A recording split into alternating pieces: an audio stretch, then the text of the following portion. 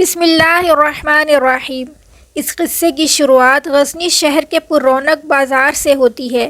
آج سے کئی سو سال پہلے غزنی شہر اپنی تجارت کی وجہ سے مشہور تھا۔ اس شہر غزنی کے ایک چوراہے پر ہر جمعہ کے دن ایک عجیب منظر دیکھنے کو ملتا۔ اس روز شہر کا ایک امیر کبیر شخص اپنے ہاتھ میں ایک کوڑا لیے صدائیں بلند کرتا کہ کوئی ہے جو مجھے کوڑے مارے اور میری کمر پر زخم لگائے، بدلے میں اسے انعام دوں گا۔ وہ مالدار شخص جابر بن خلیل تھا جو اونچی آواز میں صدائیں لگاتا اور لوگوں کی منتیں کرتا کہ تم لوگوں کو خدا کا واسطہ اس گنہگار شخص کی کمر پر کوڑے برساؤ اور بدلے میں سونے کے سکے لے جاؤ۔ غزنی کے لوگ بڑی حیرت و تجسس سے جابر کو دیکھتے، لیکن جیسے پانچوں انگلیاں برابر نہیں ہوتی، اسی طرح سب لوگ بھی ہمدرد و رحم دل نہیں ہوتے۔ چنانچہ جابر کو بھی کوئی نہ کوئی ایسا لالچی شخص مل ہی جاتا جو اس کی کمر کو زخمی کرتا اور بدلے میں اس سے دولت لے لیتا۔ غزنی کا سلطان بڑا ہی نیک دل اور خدا ترس انسان تھا۔ اس کا ہمیشہ سے یہ معمول تھا کہ وہ گلیوں بازاروں میں بھیس بدل کر جاتا اور رعایا کے حالات معلوم کرتا۔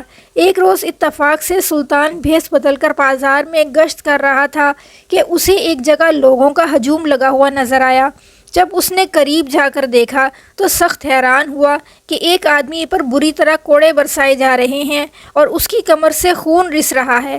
سلطان نے اپنے مصاحب سے پوچھا کہ یہ آدمی کون ہے اور اسے کس جرم کی سزا دی جا رہی ہے؟ مصاحب بولا، جناب، نہ تو اس آدمی کو کسی جرم کی سزا دی جا رہی ہے اور نہ ہی مارنے والا کوئی جلاد ہے۔ اس آدمی کا نام جابر بن خلیل ہے اور یہ ہر جمعہ کے دن غزنی کے بازاروں میں صرف اس لیے آتا ہے کہ کوئی اس کی کمر پر کوڑے برسائے، تب تک نہ رکے جب تک اس کی کمر سے خون نہ رسنے لگے۔ حضور، یہ آدمی نہ صرف کوڑے کھاتا ہے بلکہ مارنے والے کو اچھی خاصی رقم بھی دیتا ہے۔ سلطان نے مصاحب کی بات سنی تو بولا، اگر ایسی بات ہے تو آج اس آدمی کو یہاں سے جانے مت دینا، اسے میرے دربار میں حاضر کرنا۔ میں یہ جاننا چاہتا ہوں کہ آخر یہ شخص ہے کون اور یہ خود پر اتنا ظلم کیوں کرواتا ہے۔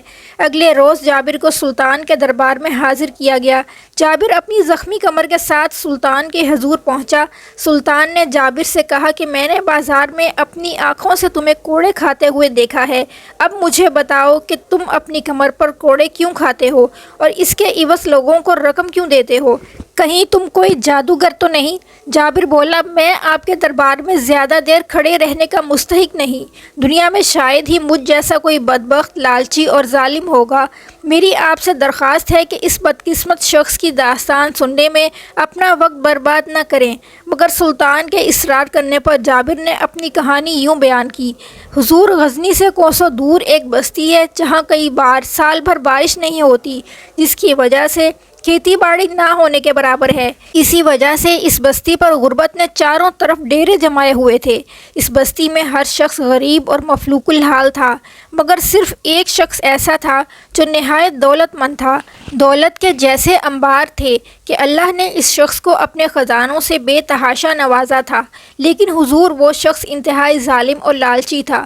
کبھی بھی کسی غریب کا حق مارنے کا کوئی موقع ہاتھ سے جانے نہ دیتا۔ جب بھی کسی غریب پر کوئی ظلم کرتا تو اس شخص کو دلی سکون ملتا۔ سلطان نے اس شخص سے سوال کیا کہ تمہارے کوڑے کھانے سے اس شخص کا کیا تعلق ہے؟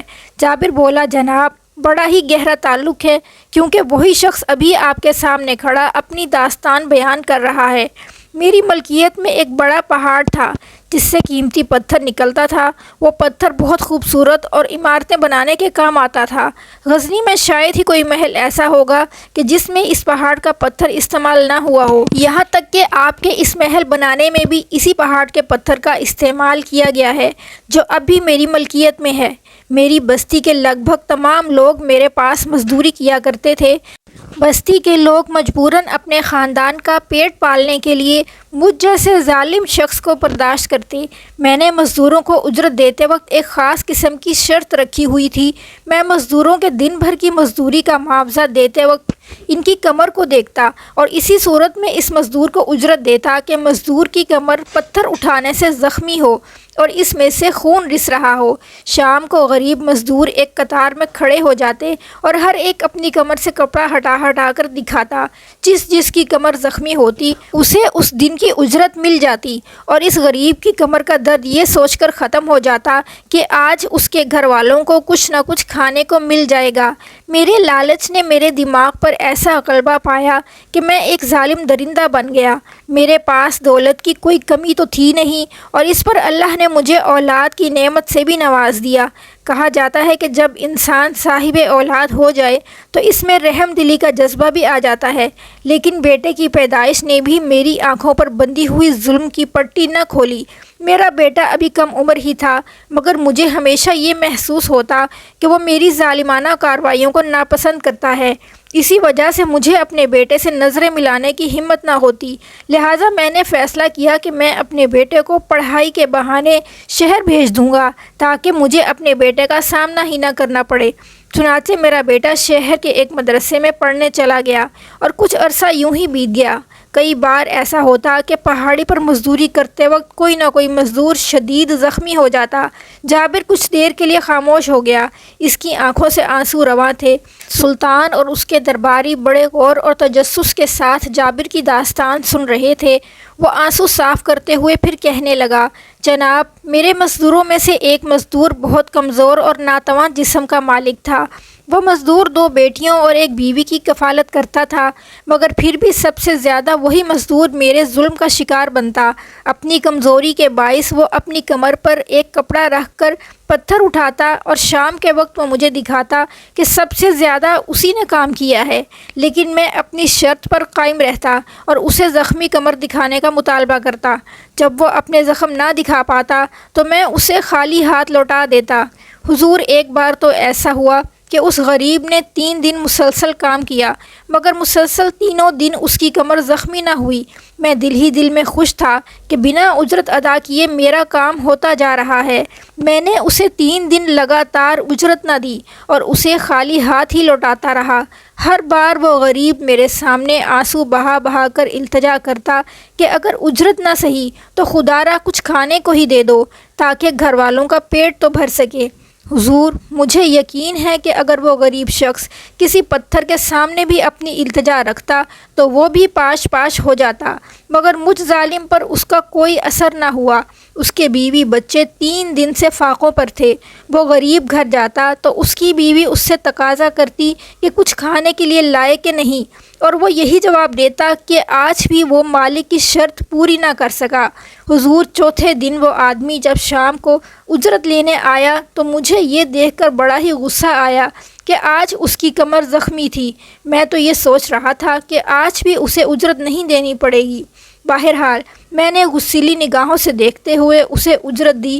اس نے کانپتے ہاتھوں سے پیسے لیے اور گھر کو روانہ ہو گیا، لیکن فاقوں کی وجہ سے وہ اس قدر کمزور اور لاغر ہو چکا تھا کہ گھر تک نہ پہنچ سکا اور راستے میں ہی اسے موت نے آ لیا۔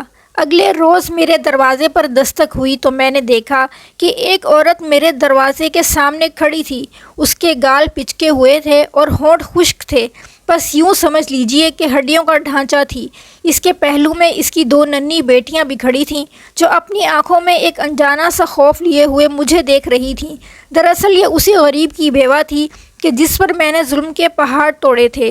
اس بیوہ نے مجھے ہاتھ اٹھا کر بددعائیں دیتے ہوئے کہا کہ تم نے میرے شوہر کو قتل کر دیا ہے، اب میں تمہاری شکایت کروں گی۔ اتنا کہہ کر وہ عورت وہاں سے چلی گئی۔ اس دن سے میں نے شدید ذہنی دباؤ محسوس کرنا شروع کر دیا۔ میرے ذہن میں یہ بات گردش کرنے لگی کہ یہ عورت اب سیدھی قاضی کے پاس جا کر میری شکایت کرے گی، اور اگر قاضی سے میری شکایت ہو جاتی تو یقیناً مجھے ایک قاتل کی ہی سزا ملتی۔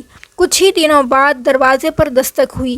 اب جب کہ میں خود بھی خوف زدہ تھا تو میں نے اپنے خادم کو بھیجا۔ خادم واپس آیا اور کہنے لگا کہ دروازے پر ایک قاصد آیا ہے اور اس کے ہاتھ میں ایک خط موجود ہے۔ میں سمجھا کہ ضرور اس عورت نے قاضی سے میری شکایت کر دی ہے اور یہ قاصد بھی قاضی ہی نے بھیجا ہوگا، لہٰذا میں نے اپنے خادم سے کہا کہ جاؤ اور قاصد کو کہہ دو کہ مالک ابھی گھر پر موجود نہیں ہے۔ اسی طرح وہ قاصد واپس لوٹ گیا۔ اب تو میرا خوف کے مارے برا حال ہونے لگا اور میرا دن کا سکون اور راتوں کی نیند بھی حرام ہونے لگی۔ اگر تھوڑی دیر آنکھ لگ بھی جاتی، اس مزدور کی بیوہ میرے خواب میں آ جاتی اور کہتی کہ میں نے تمہاری شکایت کر دی ہے، اب سزا پانے کے لیے تیار ہو جاؤ۔ اس کے بعد میری آنکھ کھل جاتی۔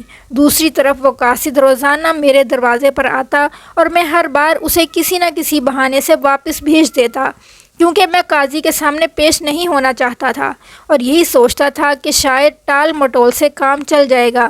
کہا جاتا ہے کہ خدا کی لاٹھی بڑی بے آواز ہے۔ خدا نے جو مجھے ڈیل دے رکھی تھی، شاید اس کی مدت اب ختم ہو چکی تھی اور میری پکڑ کا وقت آن پہنچا تھا۔ اس روز مجھ پر غم کا ایسا پہاڑ ٹوٹا کہ جسے برداشت کرنے کی مجھ میں سکت نہ تھی۔ میرے بے انتہا ظلم کا بدلہ آج مجھے ملنے والا تھا۔ حضور، اس روز ایک بار پھر دروازے پر دستک ہوئی۔ میں پھر یہی سمجھا کہ قاضی کا قاصد آیا ہوگا، مگر میرے خادم نے آ کر بتایا کہ کوئی آدمی آیا ہے جو اپنے ساتھ ایک گھوڑا گاڑی لایا ہے۔ میں نے جھٹ سے دروازہ کھولا تو دیکھا کہ ایک آدمی دروازے پر کھڑا ہے اور ایک گھوڑا گاڑی بھی اپنے ساتھ لایا ہے۔ اس گھوڑا گاڑی پر کفن میں لپٹی کسی کی لاش موجود تھی، جس میں سے ابھی بھی خون رس رہا تھا۔ میں نے کپڑا ہٹا کر دیکھا تو میرے پیروں تلے سے جیسے زمین نکل گئی۔ جناب، وہ خون میں لت پت لاش کسی اور کی نہیں بلکہ میرے اپنے ہی بیٹے کی تھی۔ بیٹے کی لاش اپنی آنکھوں کے سامنے دیکھ کر میرے حواس جاتے رہے۔ میں اپنے اکلوتے بیٹے کی لاش سے لپٹ کر بے تحاشا رویا۔ جب میرے حواس بحال ہوئے تو میں نے اس گھوڑا گاڑی لانے والے آدمی سے پوچھا کہ میرے بیٹے کی یہ حالت کیسے ہوئی۔ اس آدمی نے بتایا کہ اسے کسی بات کی خبر نہیں، اس کا کام تو لاش کو میرے پاس پہنچانا تھا۔ میں سمجھا کہ شاید اس بیوہ عورت نے مجھ سے بدلہ لینے کے لیے میرے بیٹے کو قتل کر دیا ہوگا، مگر پھر مجھے خیال آیا کہ وہ عورت تو خود ہی بڑی لاغر تھی، وہ زیادہ سے زیادہ قاضی سے شکایت ہی تو کر سکتی تھی۔ بہرحال بوجھل دل سے میں نے اپنے جگر کے ٹکڑے کو اپنے ہاتھوں سے دفن کیا۔ اللہ کسی کو ایسا وقت نہ دکھائے کہ باپ اپنی اولاد کو دفنائے۔ اب مدرسہ ہی ایک ایسی جگہ تھا جہاں سے مجھے اپنے بیٹے کی موت کی اصل وجہ معلوم ہو سکتی تھی۔ میری بستی سے مدرسہ 2 دن کی مسافت پر تھا۔ اگلے روز میں سفر پر نکلنے کے لیے دروازے پر کھڑا تھا کہ اچانک وہی قاصد وہاں آ گیا۔ میں نے سوچا کہ کب تک حالات سے بھاگوں گا، اب تو میں نے اپنا بیٹا بھی کھو دیا، لہٰذا میں نے قاصد سے کہا کہ لاؤ وہ خط مجھے دے دو۔ اس نے ہاتھ آگے بڑھایا اور خط میرے حوالے کر دیا۔ اپنی داستان سناتے سناتے جابر ایک بار پھر رک گیا اور ہچکیاں لے لے کر رونے لگا۔ سلطان نے اسے تسلی دی تو بمشکل جابر نے اپنی ہچکیوں پر قابو پایا اور دوبارہ اپنی داستان سنانے لگا۔ جابر بولا، سلطان معظم، میں ابھی بھی یہی سمجھ رہا تھا کہ اس عورت نے قاضی سے میری شکایت کی ہوگی اور یہ خط قاضی کی طرف سے بلاوے کا ایک پیغام ہے، مگر جب میں نے خط کھول کر پڑھنا شروع کیا تو مجھ پر صدمے کی وہ کیفیت طاری ہوئی جو الفاظ میں بیان نہیں کی جا سکتی۔ اس خط میں لکھا تھا، ابا جان، میں چند دنوں سے بہت بیمار ہوں، مجھے ایک عجیب سی بیماری ہے۔ صبح کے وقت میری کمر پر خون سے بھرے ہوئے پھوڑے نمودار ہوتے ہیں اور شام کو ان کے پھٹنے پر کمر سے خون رستا ہے۔ ابا جان، میں شدید تکلیف میں ہوں، آپ کے پاس آ کر اس بیماری کا علاج کروانا چاہتا ہوں، یا پھر آپ ایسا کریں کہ پہلی فرصت میں میرے پاس آ جائیں۔ میں امید کرتا ہوں کہ آپ کو یہ خط جلد از جلد مل جائے اور میرا یہ انتظار اور تکلیف ختم ہو۔ حضور، اب آپ کو معلوم ہو گیا ہوگا کہ دراصل وہ خط میرے ہی بیٹے نے بھیجا تھا۔ قاصد میرے اپنے بیٹے کا پیغام لے کر 10 دنوں تک میرے دروازے پر آتا رہا اور میں غافل یہی سمجھتا رہا کہ اس عورت نے میری قاضی سے شکایت کر دی ہے، مگر مجھے یقین ہے کہ اس مظلوم بیوہ نے دراصل قاضی سے نہیں بلکہ اللہ سے شکایت کی تھی، جو سب سے بڑا منصف ہے۔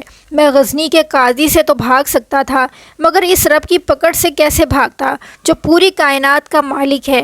اب مجھے اپنے گناہ ایک ایک کر کے یاد آنے لگے۔ اس غریب خاندان کے دل سے نکلنے والی آہ نے میرا وہ حال کیا کہ مجھے اپنے بیٹے کا بھیجا ہوا خط بھی وقت پر پڑھنا نصیب نہ ہو سکا۔ حضور، وہ دن ہے اور آج کا دن ہے۔ میں غزنی کی گلیوں میں نشان عبرت بن کر پھرتا ہوں۔ میں لالچ اور ظلم کے گڑھے میں گرا ہوا ایسا حیوان بن چکا تھا کہ دوسروں کی زخمی کمر دیکھ کر خوشی محسوس کرتا۔ مجھ جیسے ظالم کی آج یہ حالت ہے کہ جب تک میں اپنی کمر سے خون نکلتا نہ دیکھ لوں چین نصیب نہیں ہوتا۔ حضور اب آپ ہی بتائیں کہ کیا میں اس بات کا مستحق نہیں ہوں کہ سب کے سامنے بیچ چوراہے پر مجھے روزانہ کوڑے مارے؟ جابر کی داستان مکمل ہونے پر دربار میں سناٹا چھا گیا۔ کسی کا چہرہ آنسوؤں سے تر تھا تو کسی کا غصے سے لال۔ پھر سلطان نے جابر کو مخاطب کرتے ہوئے کہا، جابر تمہاری داستان عبرت انگیز ہے۔